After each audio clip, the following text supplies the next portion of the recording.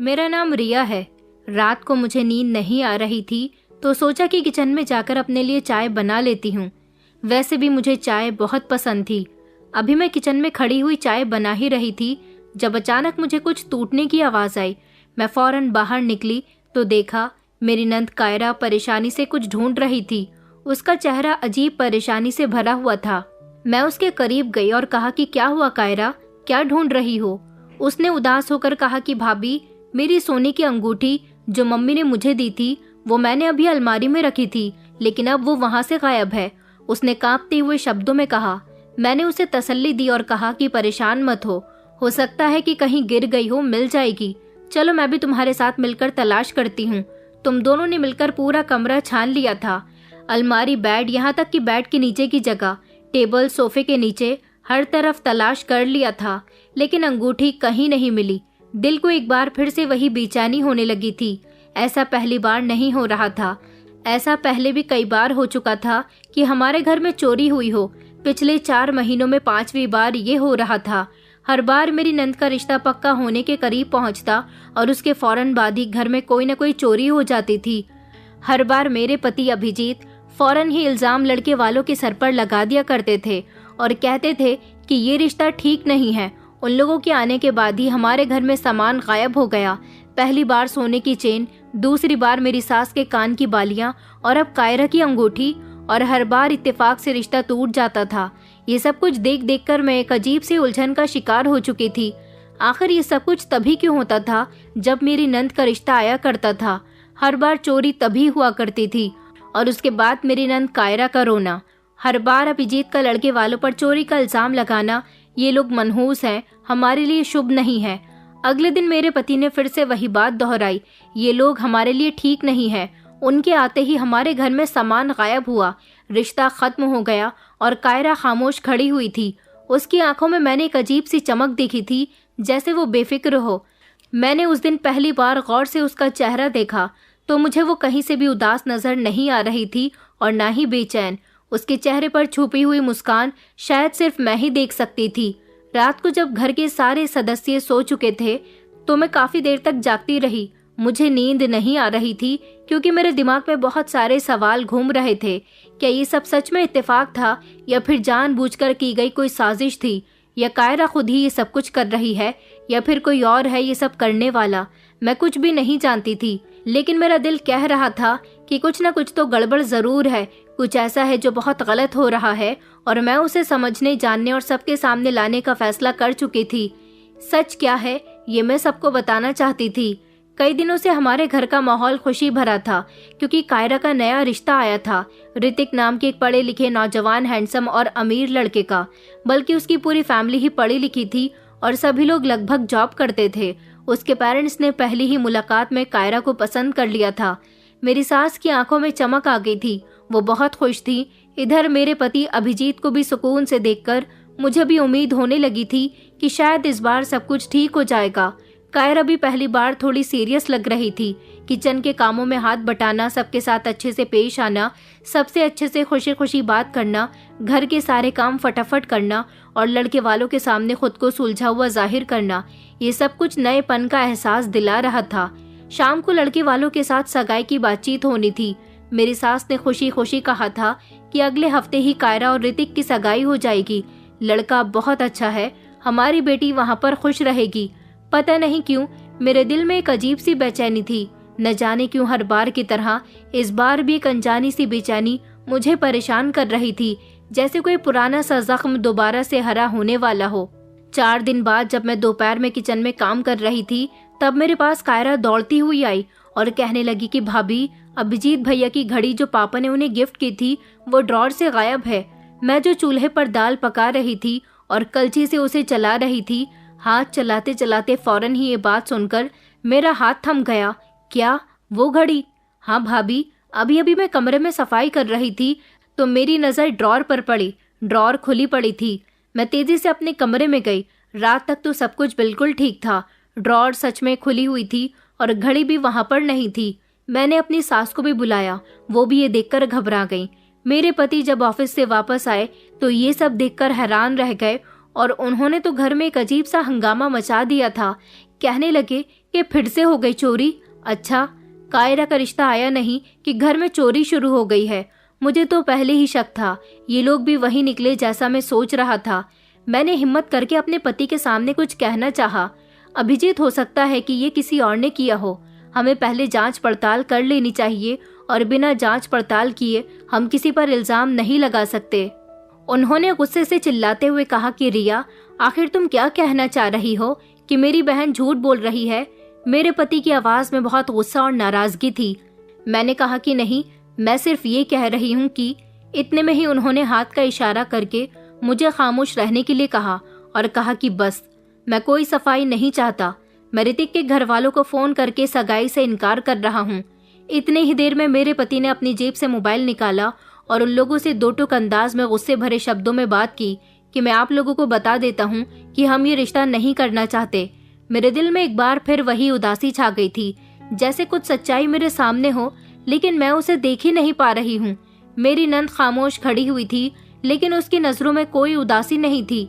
एक लम्हे के लिए उसकी नजरें मेरी नजरों से टकरा गईं। उसकी आंखों में वही पुरानी चमक, वही पुरानी तसल्ली छुपी हुई थी जो मुझे हमेशा जीत के तौर पर नजर आती थी। अभिजीत का ऋतिक के घर वालों से फोन पर बात करके रिश्ते को खत्म कर देना मेरे लिए एक जोरदार झटका था, लेकिन मेरी नंद को तो जैसे कोई फर्क ही नहीं पड़ा हो। वो तो ऐसे रिएक्शन दे रही थी जैसे वो और ही किसी दुनिया में है। इधर मेरी सास अपनी बेटी की शादी के लिए बहुत फिक्रमंद थी। वो बार बार उसकी शादी के सपने देखती थी और उसके लिए प्रार्थना किया करती थी कि जल्द से जल्द कायरा अपने घर की हो जाए।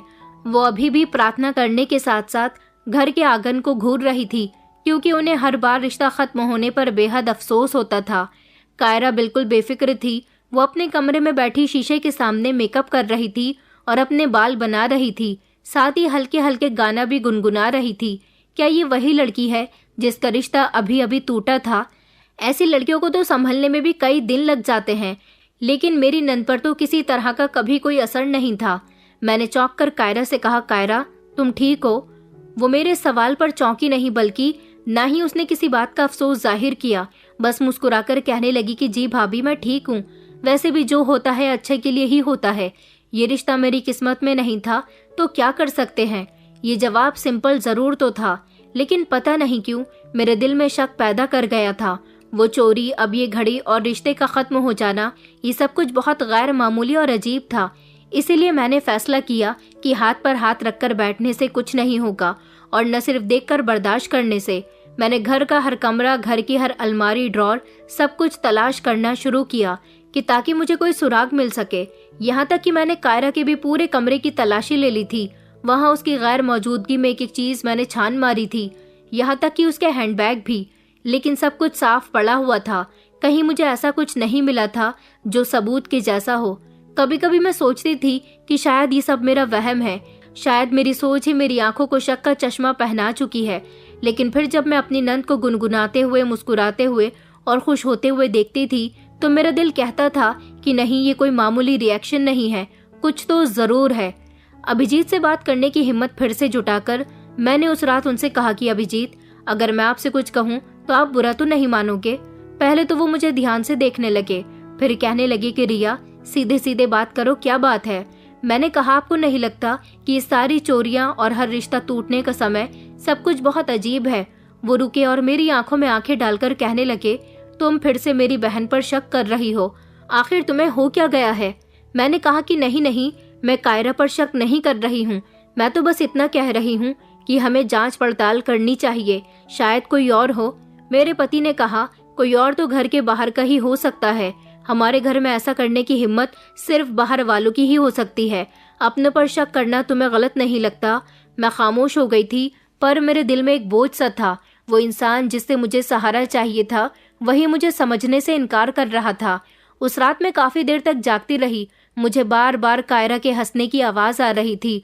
उसकी ऐसी आवाज मेरे कानों में गूंज रही थी जैसे वो जानती हो कि उसे कोई कुछ नहीं कह सकता, मगर मैं जानती थी कि कुछ तो है, और अब मैं ये सच जानने के लिए कोई भी कदम उठाने के लिए तैयार थी। मेरा दिल उस समय खामोश नहीं बैठ सकता था जब तक मैं खुद को इस घर के हर कोने की तलाशी न कर लूं, हर वो चीज न देख लूं जिस पर मेरी नजर कभी रही ही न हो। सकता है कि कायरा ने हमेशा बड़ी सावधानी से कुछ न कुछ छुपा कर रखा हो। अगली सुबह मैंने मौका देखकर कायरा के कदमे में कदम रखा जब वो घर पर मौजूद नहीं थी। मम्मी जी के साथ मार्केट गई हुई थी। मैं दोबारा से अपने दिल को तसल्ली देने के लिए उसके कमरे में तलाशी लेना चाहती थी। मेरे पति भी उस समय ऑफिस गए हुए थे और पूरे घर में खामोशी छाई हुई थी। मेरा दिल जोर जोर से धड़क रहा था। ऐसा लगता था जैसे हर समय कोई ना कोई पीछे से आ जाएगा और मुझे आवाज लगाएगा, रिया ये तुम क्या कर रही हो। लेकिन मैं पीछे हटने वाली नहीं थी। मैंने उसके कमरे की हर चीज को दोबारा से अच्छे से और ध्यान से देखा। उसकी अलमारी खोली, अलमारी में मौजूद कपड़ों को हटा कर देखा, कबर्ड चेक की, हर सामान को अच्छे से देखा, हर कागज को देखा और फाइल को अपने हाथों में लेकर ध्यान से देखा। लेकिन मुझे कुछ भी ऐसा नहीं मिला जिसको देखकर मुझे कुछ गैर मामूली लगता। फिर मेरी नजर अचानक बेड के पास रखी एक साइड टेबल पर गई। उसके निचले हिस्से में एक छोटी सी ड्रॉर थी जो बंद थी। मैंने उसका हैंडल खींच कर देखा लेकिन वो लॉक थी। मेरे दिल में एक हल्की सी चिंगारी जल उठी। ये साइड टेबल हमेशा यहाँ पर था लेकिन मैंने कभी इस पर ध्यान ही नहीं दिया था कि ये बंद है। मैंने उसे और ध्यान से देखा। ताले पर पुराना सा जंग लगा हुआ था, जैसे इसे सालों से किसी ने ना खोला हो। मैंने दिल में सोचा कि इसमें क्या हो सकता है। मेरे दिल में सवालों का तूफान उठ गया था। अगर यहाँ एक ड्रॉर है तो ये वही ड्रॉर हो सकती है जहाँ मेरी नंद ने कुछ छुपा रखा हो। मैंने चाबी की तलाशी शुरू कर दी। उसके ड्रेसिंग टेबल में देखा, बेड की चादर और गद्दे हटाकर भी देखा, यहाँ तक कि अलमारी को भी दोबारा से चेक किया, लेकिन मुझे चाबी कहीं पर भी नहीं मिली। तभी मेरे दिमाग में ख्याल आया, अगर चाबी कहीं नहीं है तो शायद किसी और के पास हो। जरूर मेरे पति को इस बारे में पता होगा। लेकिन फिर मैंने सोचा कि ऐसा भी तो हो सकता है उन्हें इस बारे में नहीं पता हो और मैं गलत सोच रही हूँ। वैसे भी वो अपनी बहन की हर बात को आंख बंद करके यकीन कर लेते हैं। काफी देर तक मैं वहां पर बैठी रही। थोड़ा समय इसी तरह से गुजर गया जैसे ये खामोश और बंद ड्रॉर मुझसे कोई राज छुपा रहा हो और मैं बेबस होकर उसका चेहरा देख रही हूँ। मेरी नजरें उस पर जमी हुई थी और दिल में सिर्फ एक ही शक गूंज रहा था, यही कि मुझे यहाँ मेरे शक का जवाब मिल सकता है। तभी घर का दरवाजा खुलने की आवाज आई। मेरी नंद वापस आ गई थी। जल्दी से कमरे से बाहर निकल आई मैं, जैसे ही कुछ हुआ ही ना हो। उस दिन मेरी बेचैनी बढ़ गई थी। मेरे पति को एक हफ्ते के लिए मुंबई जाना था। ऑफिस का एक जरूरी प्रोजेक्ट था जिसमें उनका होना बहुत जरूरी था। उनके जाने की खबर सुनते ही मेरे दिल में एक अजीब सी बेचैनी ने जन्म लिया। मेरे पति ने जाने से पहले मुझसे नरमी से कहा कि तुम यहाँ आराम से रहना रिया, मम्मी और कायरा यहाँ पर है। मैंने मुस्कुराकर सर हिला दिया, लेकिन मैं अंदर से खाली महसूस कर रही थी। पहले ही इतना सब कुछ तो हो चुका था और अब मेरे पति की गैर मौजूदगी, ये सब मेरे लिए कोई गैर मामूली नहीं था। मेरे पति के जाने के दूसरे दिन रात को बहुत तेज हवा चल रही थी। खिड़कियों से पर्दे बार बार उड़ रहे थे। आसमान में बादल गरज रहे थे। हर आवाज जैसे मुझे चौंका रही थी। कभी सीढ़ियों पर किसी के चलने की आहट, कभी दरवाजे का बोलना। मैंने घड़ी की तरफ देखा तो रात का 1 बज रहा था। फिर अचानक मुझे लगा कि जैसे किसी ने धीरे से मेरी नंद के कमरे का दरवाजा खोला हो। मैं कांप गई और मेरा दिल जोर जोर से धड़कने लगा। मम्मी जी दवाई लेकर सो चुकी थी। मैंने घर के सारे दरवाजे और खिड़कियां चेक की और उसके बाद अपने कमरे में आकर बैठ गई। मैं खामोशी से कमरे से बाहर निकल गई थी। हर तरफ अंधेरा छाया हुआ था। सिर्फ बाहर की रोशनी की झलक घर में आ रही थी। मैं कायरा के कमरे की तरफ बढ़ी। दरवाजे के पास पहुंचकर मैंने गहरी सांस ली। दरवाजा थोड़ा सा खुला हुआ था, इतना कि मैं आसानी से कमरे का नजारा देख सकती थी। जैसे ही मेरी आंखें कमरे में पड़ी तो मेरे पैरों तले से जमीन निकल गई। मेरी आंखें फटी की फटी रह गईं। मैं वहीं दरवाजे पर खड़ी रह गई थी। मेरा शरीर सुन पड़ गया था। कमरे का नजारा कुछ ऐसा था जो शब्दों में बयान नहीं हो सकता, लेकिन मैं आपको ये सब अभी नहीं बता सकती। मेरी आंखें कुछ ऐसा देख चुकी थी जिसे मैं चाहकर भी नहीं भूल सकती थी। मैं न चिल्ला सकी और न निगल सकी, सिर्फ खामोश खड़ी रही। वक्त जैसे थम गया था। मैं कमरे से पलट आई थी, अपने कमरे में आई, दरवाजा बंद किया और बिस्तर पर लेट गई। न आंखों में आंसू थे, न होठों पर सवाल, सिर्फ एक खामोश चीख थी जो मेरे अंदर ही अंदर मेरे दिल को चीर रही थी। और उस रात मैंने फैसला कर लिया कि अब कुछ भी छुपा नहीं रहेगा। मेरे दिमाग में कुछ पुरानी यादें घूमने लगी। मुझे वो दिन याद आया जब मेरी शादी अभिजीत के साथ हुई थी। वो रिश्ता किसी सपने की तरह आया था। अभिजीत पढ़े लिखे, सीरियस और अपने माता पिता के आज्ञाकारी बेटे थे। मेरे मम्मी पापा इस रिश्ते से खुश थे। शादी के बाद जब मैं पहली बार अपनी ससुराल आई तो मेरा स्वागत बहुत अच्छे से किया गया था। ससुराल में लगभग सभी लोग बहुत खुश थे। मेरा एक देवर था सुभाष, नंद कायरा और सास ससुर। मेरे देवर और ससुर की प्लाईवुड की दुकान थी। वो दोनों सुबह सवेरे वहां के लिए निकल जाते थे। पति छोटी सी कंपनी में काम करते थे और सास नंद घर में ही रहती थी। शुरू शुरू में सब कुछ बिल्कुल ठीक चल रहा था। मैंने कोशिश की कि सबके साथ मिलजुल कर रहूं, सबको खुश रखूं, खासकर अपनी नंद को। मैं उससे दोस्ती करना चाहती थी, लेकिन कभी वो मेरे करीब नहीं आई। वो कुछ खामोश रहती थी। मैंने सोचा कि शायद वक्त के साथ सब कुछ ठीक हो जाएगा, लेकिन वो दिन जब कायरा का पहला रिश्ता आया और पहली बार घर में चोरी हुई, उसी दिन पहली बार मैंने अपनी नंद के चेहरे पर मुस्कुराहट देखी। वो ऐसे तब मुस्कुराया करती थी जब सब कुछ बर्बाद हो जाता था। मैं उस समय ये सब इग्नोर करती थी, लेकिन फिर वही सब कुछ होने लगा। रिश्ता आता, घर में चोरी होती और अभिजीत बिना कुछ सोचे समझे रिश्ता खत्म कर दिया करते थे। अभिजीत हमेशा अपनी बहन के लिए अंधे हो जाते थे। मैंने उनसे कोई बात कही तो उन्होंने हमेशा यही कहा कि तुम्हें हमेशा मेरी बहन से दिक्कत है, क्योंकि वो मेरे लिए तुमसे ज्यादा अच्छी है।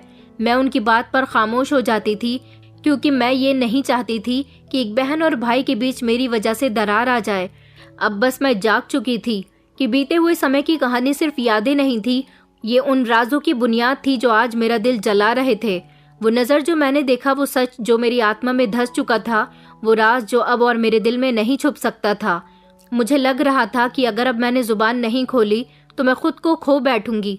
मैंने कई बार सोचा कि मैं अभिजीत से बात करूं, उनकी आंखों में देखकर कहूं कुछ है जो आपको जानना चाहिए, लेकिन हर बार वो मुझे टाल दिया करते थे।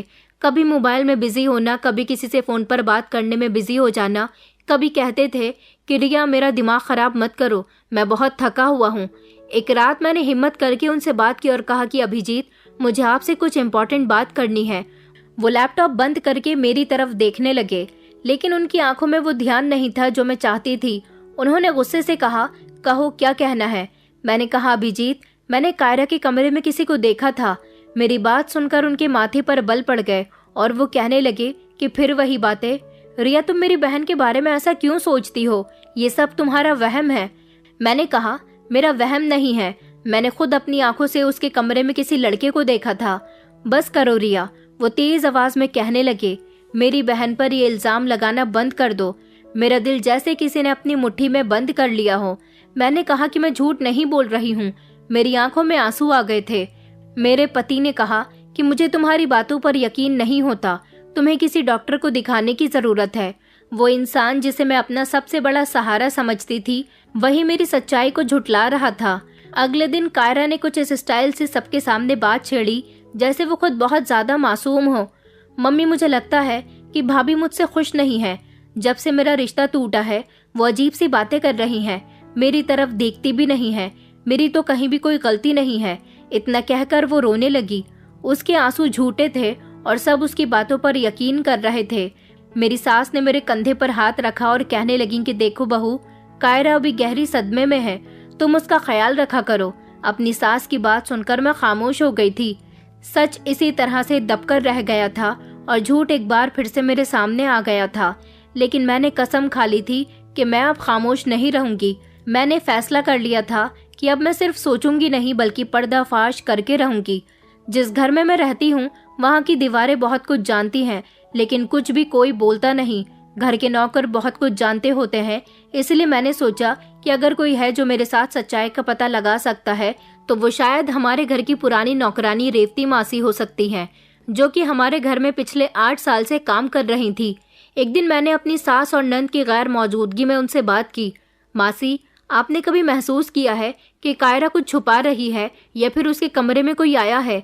मेरी बात पर वो चौंक गईं और फिर धीरे से कहने लगी कि भाभी जी, हम नौकर लोग तो सिर्फ अपना काम करते हैं, घर के मामलात में दखल अंदाजी नहीं करते।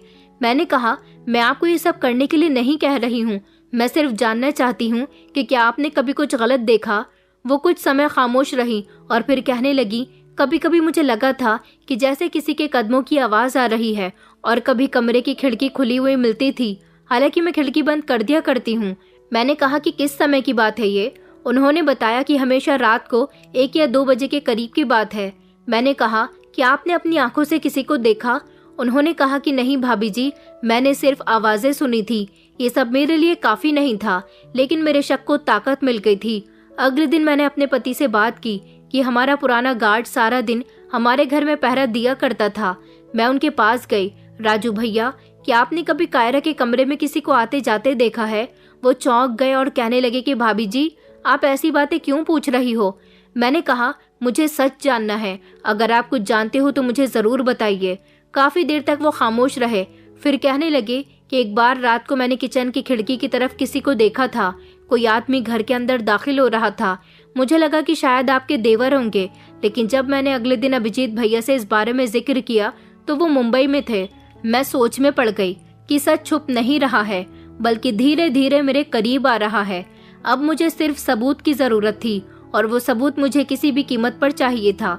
जैसे जैसे मैं सच के करीब जा रही थी, मेरे अंदर की हिम्मत और बढ़ती जा रही थी। एक दिन मुझे रेवती मासी ने बताया कि हमारे घर का पुराना माली और उसकी बहन यहाँ नौकरी करते थे। उसकी बहन कुछ बातें जानती है। वो लोग कई सालों तक यहाँ नौकरी करते रहे और हमारे साथ ही पीछे वाले क्वार्टर में रहते थे। माली पूरब तो काम करने के लिए दूसरे शहर गया हुआ है, लेकिन उसकी बहन कभी कभी यहाँ बड़ी मालकिन की तबीयत पूछने के लिए आती रहती है। मैंने अपनी सास से इजाजत ली और माली की बड़ी बहन कमली को कुछ जरूरत का सामान देने के लिए यहाँ पर बुला लिया। वो जैसे ही यहाँ आई तो मैंने उससे मुलाकात की और खुशी खुशी मैंने उससे हालचाल पूछे, और फिर बातों ही बातों में कहा कि कमली, तुम यहाँ अपने भाई के साथ कई सालों तक काम करती रही हो, इस हिसाब से तो तुम सबके बारे में काफी कुछ जानती होगी ना। वो मुस्कुराकर कहने लगी कि भाभी जी, हम नौकर लोग बस दीवारों से बातें करते हैं और दीवारें तो सब सुन लेती हैं। उसकी बात पर मैं फौरन सीरियस हो गई। मैंने कहा, देखो कमली, क्या तुमने कायरा बीबी के कमरे में अजीब सी आवाजें सुनी हैं? कोई अजीब बात देखी है? कुछ ऐसा जो ठीक न हो? मेरी बात सुनकर कमली के चेहरे पर एक अजीब सा डर आ गया था। वो कुछ देर तक तो खामोश रही, फिर इधर उधर देखने लगी। धीरे से कहने लगी कि भाभी जी, कायरा बीबी के कमरे में मैंने रातों को कई बार मर्दों की आवाज सुनी है। उसकी बात पर मेरा दिल जोर से धड़का था। मैंने उससे कहा कि तुम्हें पूरा यकीन है? उसने कहा कि जी, मैंने साफ साफ अपने कानों से सुना था कि वो आवाजें किसी मर्द की थी। कभी जोर से हंसी, कभी धीमी धीमी बातों की आवाज। एक दो बार तो मैंने परछाई भी देखी थी, कमरे की खिड़की से परछाई। मैंने कहा, तुमने इस बारे में कभी किसी को बताया? उसने कहा कि नहीं नहीं भाभी जी, मैं ऐसा कैसे कर सकती हूँ। मैंने इस बारे में कभी किसी को नहीं बताया। मुझे डर लगता था। मेरे भैया कहते थे कि खामोश रहो, यहाँ कभी किसी को कुछ मत बताना, अपने काम से काम रखो, वरना हमारी नौकरी चली जाएगी। मैंने कहा, कमली, क्या तुम ये सब कुछ गवाही के तौर पर कह सकती हो? वो डर गई और कहने लगी कि भाभी जी, मैं तो एक नौकरानी हूँ, मेरी बात पर कौन भरोसा करेगा। हाँ, जो मैंने सुना था उसको मैं कभी भूली नहीं हूँ। मैंने उसका हाथ थाम लिया और कहा कि तुम्हारी बात बिल्कुल ठीक है, शायद तुम्हारी बताई हुई बात ही मुझे सच्चाई तक ले पहुँचे। वो खामोश हो गई, लेकिन उसके चेहरे से साफ नजर आ रहा था कि उसने सच कहा है। जब वो चली गई तो मैं देर तक खिड़की के पास खड़ी रही। हवा थमी हुई थी, लेकिन मेरे दिल में तूफान चल रहा था। अब कई पहलू मेरे सामने थे, चोरियां, बंद ड्रॉर, साया, नौकरों की गवाहियां और ये आवाजें। मैं एक कदम और करीब आ चुकी थी, लेकिन सच्चाई अभी भी खुलकर सामने नहीं आई थी। असली चेहरा पर्दे के पीछे छुपा हुआ था और मैं जानती थी कि अगली बार वो पर्दा मैं खुद हटाऊंगी। मैंने अगली रात का प्लान बना लिया था। सबके सोने के बाद मैं चुपके से कायरा के कमरे के सामने बने स्टोर रूम में छुपकर खड़ी हो गई। मैंने सोचा कि मैं यहाँ से छुपकर उसके कमरे की निगरानी कर सकूंगी। यहाँ से कायरा के कमरे का दरवाजा साफ नजर आता था। अगर कोई अंदर जाएगा या बाहर आएगा तो वो मुझे साफ साफ नजर आ जाएगा। मैं उसे जरूर देख सकूंगी।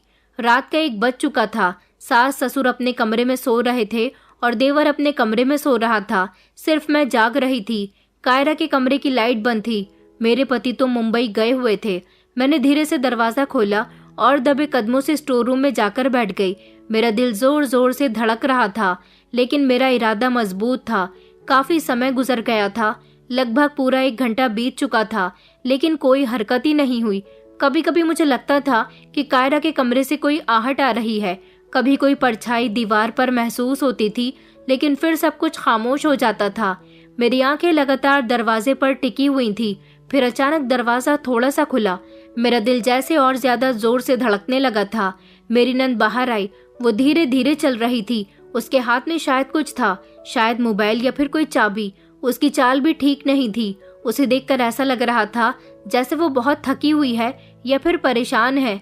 ऐसा लगता था जैसे वो सावधान है, जैसे वो जानती है कि कोई उसे देख रहा है। वो किसी की तरफ चली गई। मैं पूरी तरह से खामोश हो गई थी ताकि वो मुझे देख न सके। कुछ देर के बाद जब वो वापस आई तो दरवाजा बंद कर लिया और सब कुछ दोबारा से शांत हो गया। लेकिन उसके चेहरे पर उस लम्हे की रोशनी में जो एक्सप्रेशन थे वो नॉर्मल नहीं थे। वो नींद की हालत में थी। वो किसी जरूरत के लिए नहीं निकली थी, वो कुछ चेक करने के लिए निकली थी। शायद उसे शक हो चुका था कि कोई उसे देख रहा है। मैं धीरे से स्टोर रूम से निकली और अपने कमरे में वापस आ गई थी। कुछ भी खास नहीं हुआ था, लेकिन कायरा का बिहेवियर, उसका अंदाज, उसकी आंखों में होशियारी, ये सब कुछ मुझे बता रहा था कि जरूर कुछ छुपाया जा रहा है। अब मैं उस इंसान तक पहुंचने ही वाली थी जिसने उस घर को जाल बना रखा था। मेरी नंद के लिए एक रिश्ता आया। इस बार एक मिडिल क्लास फैमिली से रिश्ता आया था। हालांकि लड़का दुबई में नौकरी करता था। फैमिली सिंपल थी, पढ़े लिखे और सुलझे हुए लोग थे। मेरी सास की आंखों में एक बार फिर से उम्मीद की किरण जाग गई थी और मेरे पति ने भी पहली बार दिल से इस रिश्ते को एक्सेप्ट किया था। शायद वो चाहते थे कि अब उनकी बहन का घर बस जाए।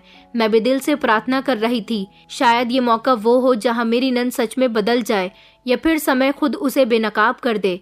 लड़के वाले आए, मुलाकातें हुई, सारी बातें तय होने लगी। लेकिन इस बार एक अजीब बात थी। ना कोई चोरी हुई, ना कोई घटना घटी, ना कोई शोर, ना हंगामा हुआ। मुझे लगा शायद अब सब कुछ ठीक हो रहा है, लेकिन ये सुकून तो तूफान आने से पहले की खामोशी थी। सगाई की तारीख तय होने से सिर्फ 2 दिन पहले मेरे पति गुस्से में भड़कते हुए घर पहुंचे। उनका चेहरा लाल था और हाथ में मोबाइल था। उन्होंने अपने मोबाइल की स्क्रीन पर मौजूद एक स्क्रीनशॉट सबको दिखाया। उन्होंने फोन मुझे भी दिखाया। मैंने जैसे ही स्क्रीन पर नजर दौड़ाई, वो एक चैट का स्क्रीनशॉट था जिसमें लड़के के भेजे गए मैसेज थे, जिसमें कुछ अश्लील बातें लिखी हुई थी। मैंने कहा, ये सब क्या है? मेरे पति ने कहा, तुमने देखा ये लोग कैसे निकले? मेरी बहन को किस तरह के मैसेज भेज रहा है ये लड़का? मेरे पति चिल्लाने लगे। मैं हैरान रह गई थी। मैंने कहा, ये कायरा के मोबाइल में थे? अभिजीत ने कहा कि हाँ, ये उसके मोबाइल में थे, उसने मुझे सेंड किया है। कायरा बहुत दुखी है। उसने खुद कसम खाकर बताया कि उसने किसी से कुछ नहीं कहा, कि लड़का खुद मेरी बहन से बदतमीजी कर रहा है। मेरा दिमाग घूमने लगा। कायरा जो हमेशा हर रिश्ते के टूटने पर खुश हो जाती थी, इस बार खुद उसने ये सबूत अपने भाई को भेजा था। मैंने हिम्मत करके पूछा, क्या ये मैसेज व्हाट्सएप पर आए थे? पति ने बताया कि नंबर डिलीट हो चुका था, उसने सिर्फ मुझे स्क्रीनशॉट भेजे हैं। मैं खामोश हो गई। ये एक नई चाल थी। चोरी के बजाय अब एक झूठा इल्जाम लगाकर रिश्ता खत्म किया जा रहा था, और सच छुपाने का ये नया अंदाज पहले से भी ज्यादा खतरनाक था। मेरे पति ने फौरन लड़के वालों को फोन करके रिश्ता तोड़ दिया और उसके माता पिता को सख्त बातें भी सुनाई। कायरा के चेहरे पर एक बार फिर से सुकून था, लेकिन अब की बार मैं भी खामोश नहीं रहने वाली थी। अगर वो झूठ बोल सकती है तो मैं भी सच के लिए जंग लड़ सकती हूँ। ये सच्चाई की जंग थी और मैं आखिरी समय तक जाने के लिए तैयार थी। अभिजीत का गुस्सा भरा बिहेवियर, कायरा की दिखावे भरी खामोशी और इस शरीफ परिवार पे बेबुनियाद इल्जाम, ये सब कुछ मेरे अंदर एक ऐसी आग जला चुका था जो अब सिर्फ सच्चाई के बल पर ही बुझ सकती थी। मैंने फैसला कर लिया था कि अब मैं खुद लड़के के परिवार वालों से बात करूंगी, लेकिन ये काम मेरे लिए खामोशी से करना बहुत जरूरी था, क्योंकि अगर इन दोनों भाई बहन को थोड़ा सा भी पता चल जाता तो वो सब कुछ बिगाड़ देते। मैंने एक जानने वाली के जरिए लड़के का नंबर हासिल कर लिया और उसे मैसेज भेजे कि मैं तुमसे मिलना चाहती हूँ। मैं कायरा की भाभी बात कर रही हूँ। अगर तुम्हारे पास वक्त हो तो थोड़ी देर के लिए तुम मुझसे कैफे में मिलने के लिए आ जाओ। तुम्हारी बहुत मेहरबानी होगी। शाम के टाइम पर मैं बहाने से घर से बाहर निकल गई थी और कैफे पहुंच गई। लड़का वहां पर आ चुका था, जो देखने में बहुत शरीफ लग रहा था। उसने पहले मुझे नमस्ते किया और फिर मुझे बैठने का इशारा दिया। कहने लगा कि मुझे अच्छा लगा कि आप मुझसे बात करने के लिए आई हैं। मैंने कहा कि मुझे सच जानना है, जो कुछ मेरे पति ने कहा और जो इल्जाम तुम पर लगाए गए, क्या वो सच है? वो मुस्कुराकर कहने लगा कि काश ये सारे इल्जाम सच होते तो मैं खामोश रहता, लेकिन आपकी नंद ने तो मुझे बदनाम करने की कोशिश की। मैंने कहा, क्या मतलब है तुम्हारा? उसने कहा, ये सब कुछ तब शुरू हुआ जब मैंने कायरा से रिश्ता लगने के बाद कायरा से नॉर्मली बात करने के लिए फोन किया। कुछ दिनों बाद उसका मैसेज आया। वो मुझ पर बहुत भड़क रही थी। पहले तो मैंने उसे इग्नोर किया, लेकिन फिर उसके शब्दों में अजीब सी बदतमीजी आ गई। मैं इस लड़के की बात सुनकर दंग रह गई। मैंने कहा, आपके पास वो मैसेजेस हैं? उसने कहा कि नहीं, जब मैंने उसे ब्लॉक किया तो सब कुछ डिलीट हो गया, लेकिन मेरी बहन के पास कुछ स्क्रीनशॉट हैं। उसने आपकी नंद से बात की थी कि तुम भैया के साथ ऐसी बदतमीजी मत करो, इस तरह से तुम दोनों के रिश्ते पर असर पड़ सकता है। लेकिन कायरा ने उसकी बात नहीं सुनी। मैंने कहा कि आप मुझे वो स्क्रीनशॉट दे सकते हैं। उसने कहा कि ठीक है, मेरी बहन आपको सेंड कर देगी। लेकिन एक बात समझ लीजिए भाभी जी, हमने रिश्ता इज्जत से जोड़ा था और इज्जत से ही तोड़ दिया। लेकिन जो इल्जाम मुझ पर लगा वो बर्दाश्त करने के काबिल नहीं था। मेरी आंखों में आंसू आ गए थे। ये कमजोरी के आंसू नहीं बल्कि सच के करीब पहुंचने के आंसू थे। मैंने उसे थैंक यू बोला। जाते जाते उसने मुझे बताया कि आपकी नंद बहुत ज्यादा चालाक है, आपको सावधान रहना चाहिए। मैं कैफे से बाहर आ चुकी थी, मेरे पास सबूत आने वाला था। सच्चाई लेकर जब मैं घर लौटी तो मेरे पास सबूत था। अगली सुबह मेरे पति अखबार पढ़ रहे थे। मैंने चाय का कप उनके सामने रखते हुए कहा कि अभिजीत, मुझे आपसे कुछ जरूरी बात करनी है। उन्होंने नजर उठाकर मेरी तरफ देखा, फिर अखबार मोड़कर टेबल पर रख दिया। हाँ बोलो, क्या कहना चाहती हो? मैंने अपने मोबाइल से निकालकर वो स्क्रीनशॉट अपने पति को दिखाए जो लड़की की बहन ने मुझे भेजे थे। ये देखो, ये वो असली मैसेज है जिनमें कायरा लड़के से नहीं बल्कि उसकी बहन से भी बदतमीजी कर रही है। पहले आपकी बहन ने की थी, उस लड़के ने नहीं। मेरे पति ध्यान से मोबाइल की स्क्रीन को देखने लगे। मुझे एक लम्हे के लिए लगा कि जैसे उन्हें यकीन हो गया है, लेकिन जैसे ही उन्होंने मोबाइल मेरे हाथ में दिया उनका चेहरा सीरियस हो गया। ये सब क्या है रिया? तुम्हें ये किसने सेंड किए? मैंने कहा, मैं उस लड़के से मिली थी, उसने मुझे सब कुछ बता दिया और ये सबूत भी दिए। आपकी बहन झूठ बोल रही है। अभिजीत, आप मेरी बात का यकीन क्यों नहीं कर लेते? अभिजीत ने गुस्से में कहा कि तुम उस लड़के से मिलने गई थी? मैंने कहा कि हाँ, क्योंकि मुझे सच जानना था। तुम्हें दिखाना चाहती थी कि तुम जिस पर अंधा विश्वास कर रहे हो वो। मेरे पति ने गुस्से से चिल्लाते हुए कहा कि बस करो रिया, तुम आखिर ये सब कुछ क्यों कर रही हो? क्या तुम्हें मेरी बहन से इतनी जलन होती है? क्या तुम बर्दाश्त नहीं कर सकती कि मेरी बहन मेरी जिंदगी में जरूरी है? अभिजीत की बात पर मैं शॉक्ड रह गई थी। मैंने कहा, क्या? ये जलन की बात नहीं है अभिजीत। उन्होंने कहा, ये जलन ही है। पहले तुमने उसके बिहेवियर पर शक किया, फिर उसकी चोरियों की कहानियां खड़ी कर दी, अब रिश्ते वालों के किरदार पर हमला। ये सब तुम्हारी चाल है रिया, ताकि मेरी बहन इस घर से चली जाए और तुम अकेले यहाँ मालकिन बनकर घूमती रहो। मेरी आंखों में आंसू आ गए। मैंने कहा, अभिजीत, मैं तुमसे मोहब्बत करती हूँ, लेकिन आंख बंद करके नहीं। तुम अपनी बहन के पीछे इतने अंधे हो चुके हो कि तुम्हें सच भी नजर नहीं आ रहा। वो उठकर खड़े हो गए और कहने लगे, बस बहुत हो गया। अब अगर तुमने दोबारा उसके बारे में कोई बात कही तो मुझसे बुरा कोई नहीं होगा। उनके शब्द मेरे दिल पर तीर की तरह लग गए थे। वो पति जिसके परिवार की इज्जत के लिए मैं हमेशा खामोश रही, आज उसी को मेरी नियत पर शक हो रहा था। मैं खामोश रही, लेकिन मेरे दिल ने अंदर ही अंदर मुझसे कह दिया कि अब अभिजीत के लिए नहीं, अब मुझे सच के लिए लड़ना है। ये सब कुछ मेरे लिए बर्दाश्त से बाहर हो रहा था। उस रात मैंने अपनी अलमारी खोली और सामान पैक करने लगी। मेरी आंखों में आंसू थे। मैंने खुद से कहा, अगर ये मेरा सच कोई नहीं सुनना चाह रहा तो मुझे अब इन खामोश दीवारों में नहीं रहना। जैसे ही मैं बैग पैक करने के लिए बंद करने वाली थी, फौरन कमरे का दरवाजा खुला। अभिजीत अंदर आया और कहने लगे, मैं कल फिर मुंबई जा रहा हूँ, 4-5 दिन लग सकते हैं। तुम मम्मी और कायरा के साथ रहना, और तुम ये बैग क्यों पैक कर रही हो? मैंने उनसे कुछ नहीं कहा, सिर्फ इतना कहा कि तुम्हारे जाने के बाद शायद कुछ और भी साफ हो जाए। अभिजीत ने मुझे घूर कर देखा, जैसे कुछ कहना चाह रहे हों, लेकिन फिर वो खामोशी से पलट गए। मेरे पति ने भी अपनी पैकिंग कर ली थी। अगली सुबह उन्होंने नाश्ता किया और अपने माता पिता का आशीर्वाद लेकर घर से निकल गए थे। घर में फिर से खामोशी छा गई थी। रात का खाना सब लोग खा चुके थे। आज भी मेरी तरह हमेशा की तरह खुश और बेफिक्र लग रही थी। रात के लगभग 12 बजे का समय था। हवा तेज की चल रही थी, जिसकी वजह से खिड़कियां भी आवाज कर रही थी। घर के सब लोग सो चुके थे, लेकिन मेरा दिल फिर भी बेचैन हो रहा था। मैंने खुद पर कंट्रोल किया कि अब मुझे कुछ नहीं देखना, लेकिन मेरा दिल फिर से मुझे कायरा के कमरे की तरफ ले गया। मेरे हाथ ने दरवाजे को छुआ। दिल जोर जोर से धड़क रहा था। दरवाजा फिर से खुला और मेरी नजर कमरे में पड़ी और एक बार फिर मेरे पैरों तले से जमीन निकल गई। मैंने जैसे ही दरवाजा धीरे से खोला तो कमरे में पूरी तरह से खामोशी छाई हुई थी। मेरी आंखें चारों तरफ घूम गई। सारा सामान अपनी जगह पर रखा हुआ था। ये सब कुछ नॉर्मल लग रहा था, लेकिन इस बार कुछ और था, कुछ अजीब, जो हर बार मेरे अंदर एक घबराहट पैदा कर दिया करता था।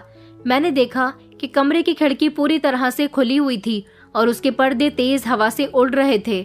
मैंने दबे कदमों आगे बढ़कर खिड़की के करीब जाना चाहा। दिल में सवाल थे कि खिड़की खुली क्यों है, मगर कायरा कमरे में नहीं है तो खिड़की क्यों खुली रह गई? क्या कोई आया था या गया था? मैंने खिड़की से बाहर झांकने की कोशिश की, लेकिन अंधेरे की वजह से कुछ भी दिखाई नहीं दे रहा था। मैंने कायरा को आवाज दी, कायरा, लेकिन कोई जवाब नहीं आया। दिल में एक बेचैनी पैदा हो गई, क्या वो कहीं गई हुई है? मैं खिड़की बंद करने लगी तो अचानक मेरी नजर फर्श पर गई, जहाँ पर मिट्टी और धूल भरे कदमों के निशान थे, जैसे किसी ने हाल ही में बाहर से अंदर कदम रखा हो। मैंने खिड़की बंद कर दी थी और एक आखिरी नजर बंद करके कमरे का दरवाजा बंद कर दिया। अपने कमरे में वापस आ गई थी और बिस्तर पर बैठकर सोचने लगी कि क्या सच में कायरा जान गई है कि मैं उस पर नजर रख रही हूँ। उसी दौरान रेवती मासी की बेटी, जो हमारे यहाँ अपनी माँ के साथ मोबाइल लेकर आया करती थी और उसे फोटो और वीडियो बनाने का बहुत शौक था, मेरे पास आई। उसके हाथ में एक पुराना सा मोबाइल था जिसे वो चार्ज करके पुरानी गैलरी चेक कर रही थी। उसने कहा, भाभी जी, मुझे आपको एक अजीब सी वीडियो दिखानी है।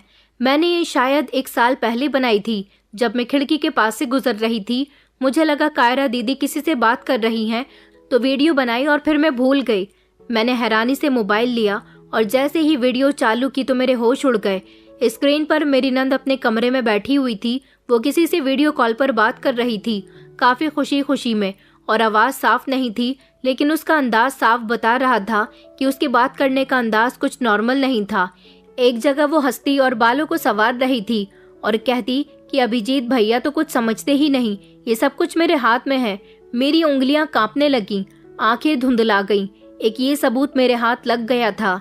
जब मेरे पति वापस आए तो मैंने कमरे का दरवाजा बंद किया और मोबाइल में वीडियो ऑन करके उन्हें दिखाया।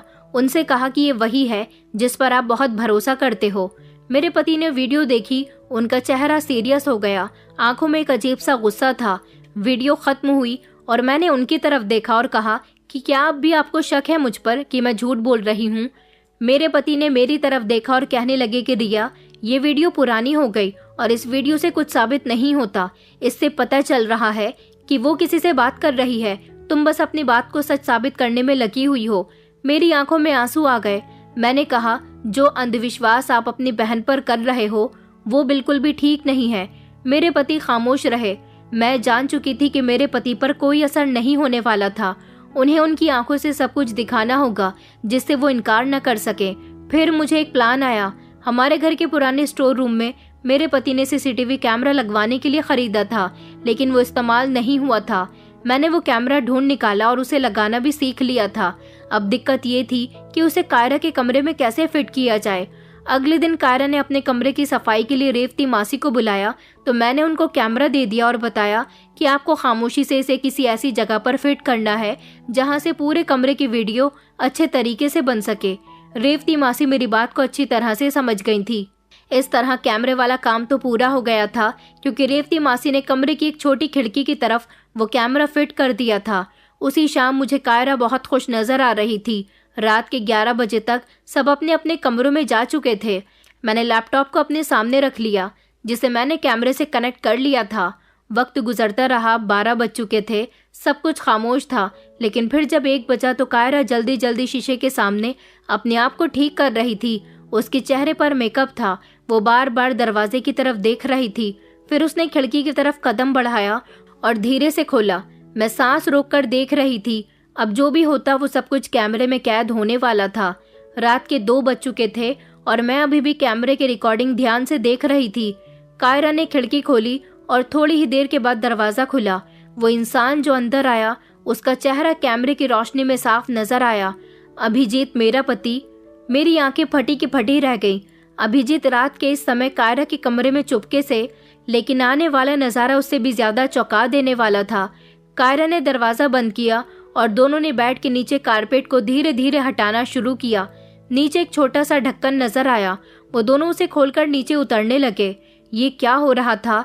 मैं उठ खड़ी हुई और मैं दौड़ती हुई कायरा के कमरे में गई। कारपेट हटा हुआ था और नीचे की तरफ सीढ़ियां जा रही थी। मैंने बिना कुछ सोचे समझे नीचे उतरना शुरू किया। अंधेरा था, लेकिन रोशनी की हल्की सी किरण अंदर से आ रही थी। मेरे कदम धीरे धीरे नीचे जा रहे थे और मैं सोच रही थी कि आखिर ये सब क्या है। नीचे पहुंचते ही जो नजारा मेरी आंखों के सामने आया, उसने मेरी दुनिया को उलट दिया था। सामने एक इंसान जमीन पर बैठा हुआ था, कमजोर, खामोश, लेकिन उसका चेहरा दीपक मेरा भाई। मैंने अपने मुंह को पकड़ लिया। मैं फौरन उसके पास गई और उसके कदमों में जाकर बैठ गई। मुझे अभिजीत और कायरा हैरानी से देख रहे थे। मैंने कहा, दीपक ये तुम हो? मैं रो रही थी और उसके हाथ पकड़कर कह रही थी।